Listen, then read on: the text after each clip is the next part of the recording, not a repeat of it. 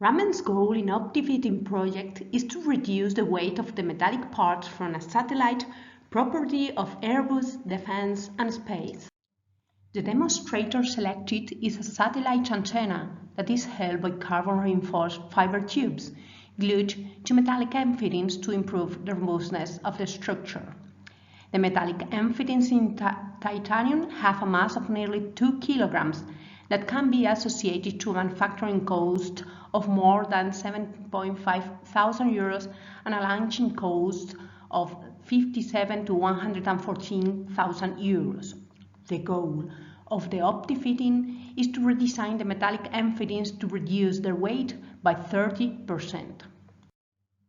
The process, therefore, was to collect the end fittings requirements, perform the redesign and the associated simulations considering different strategies, manufacture the end fittings, test their performance and validate the results. After several redesign iterations, RAMEM was able to optimize the metallic end fittings and manufacture them, being able to access the goal of a 30% weight reduction. This is the final result of the fitting manufactured by selective laser sintering in aluminum alloy.